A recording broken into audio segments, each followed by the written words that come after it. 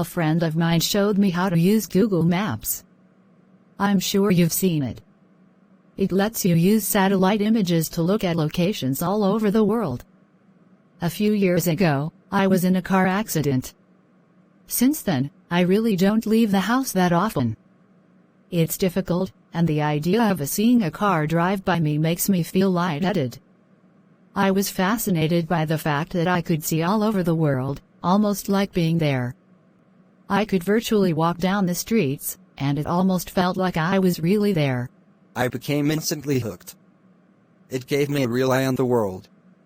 I could go to almost any major city, and I did. I'd seen streets in China, Japan, Germany, and England. So many places. I'd even gone to tourist attractions like the Great Barrier Reef and Dracula's Castle. My favorite was to go to random places in major cities and see how many people and animals I could find.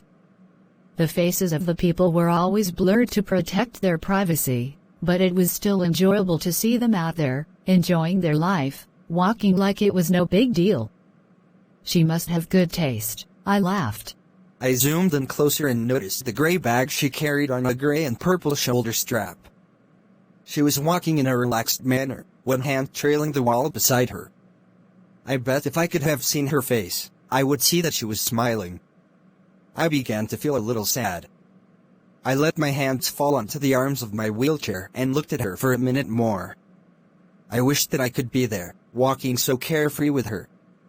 That wouldn't happen though, until I died. I was stuck in this chair. I sighed and zoomed out of Tokyo. Enough of this for tonight. I turned off the computer and went to bed. I got up early and decided to look around Paris. Paris was always fun. I liked the look of the city, with all of the old, beautiful buildings and so many people to watch. I randomly zoomed to an area and saw a street, lined with old brick buildings, a few small shops, and an old-time brick church. Ahead was an intersection, and dozens of people walked by.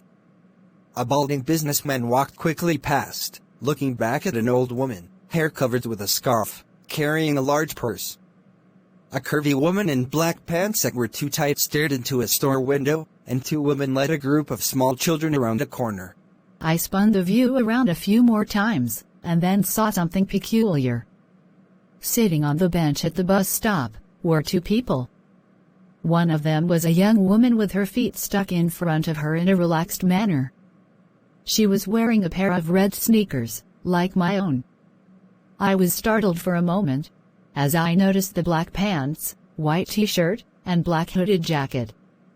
Her dark brown hair was tied loosely behind her head. A gray bag sat on the bench beside her, the shoulder strap hooked over her shoulder. This is crazy, I thought. It can't possibly be the same woman. This is a different country, different continent even. How could it be her? This was stupid. It wasn't as if these were live photographs. They were taken ahead of time and then stored.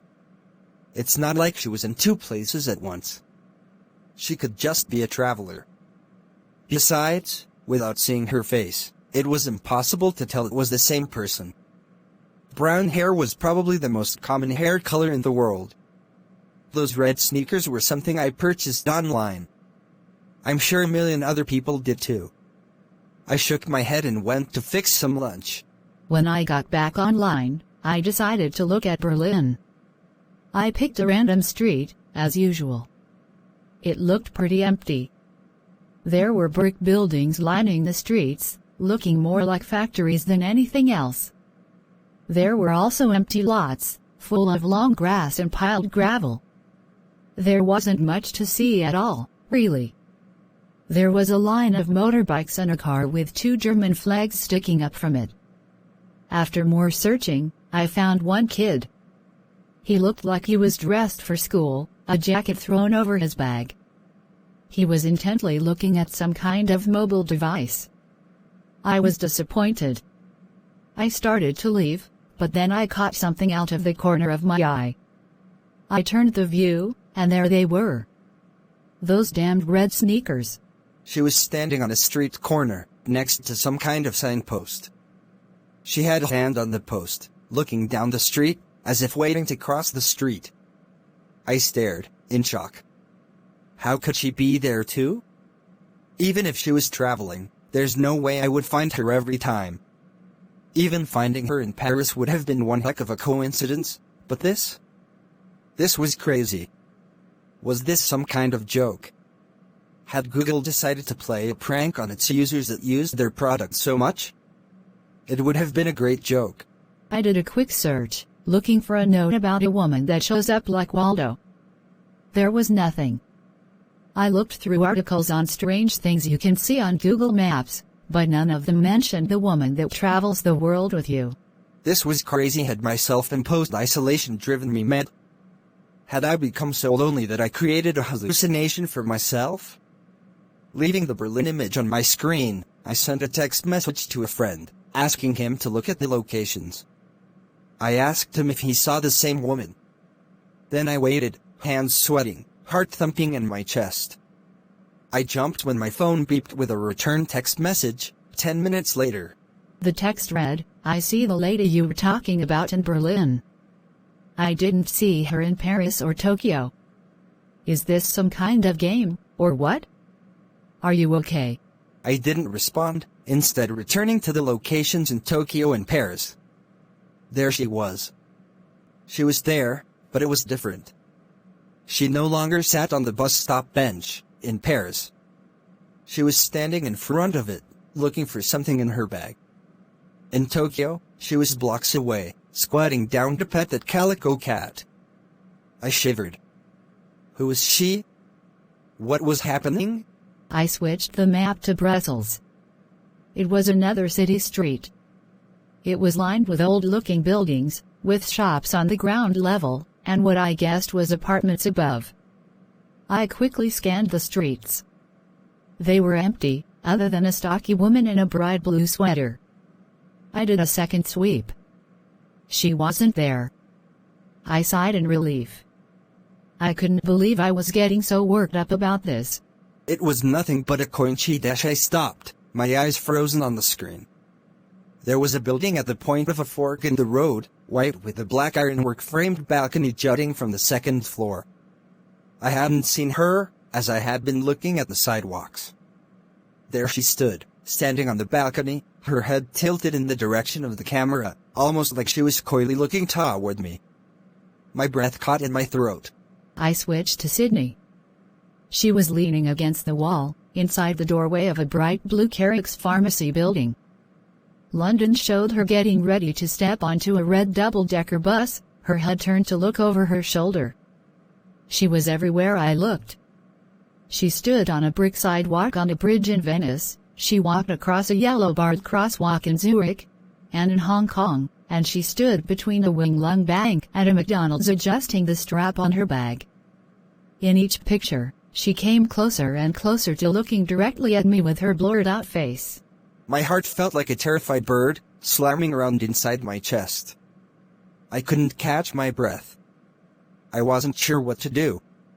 I couldn't call the police. Should I send screenshots to Google? I clenched my fists tightly and closed my eyes. Who was she? Was she following me? Was I following her? I wish I could see the expression on her face, know what she saw when she looked back at me. I wanted to get out of the chair and run. Why is it that the only thing that made me feel free again was the thing that made me feel even more trapped?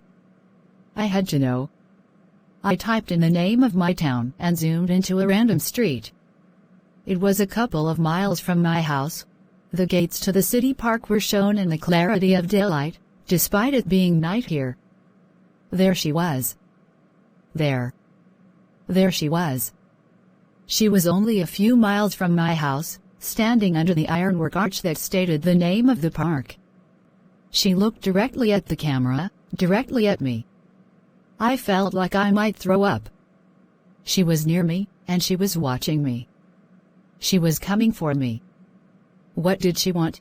I typed in the name of the apartment complex where I live. I could see the outside of the building. The parking lot was full of cars, and there were a few blurred-out children on the playground. I searched everywhere for her. She wasn't in the parking lot or on the sidewalks, not hiding between the buildings or standing in the playground. I even scanned each of the cars, behind the bushes, and each of the blurred windows. She wasn't there. I curled tightly around myself and lay my head down on the desk. This place was safe. I didn't leave the apartment anyway. I would never use Google Maps again. I would never see her again. She could stay at the park for all I cared. I smiled to myself and was surprised to find a tear slipping down my face. I'm safe, I said to myself in a whisper.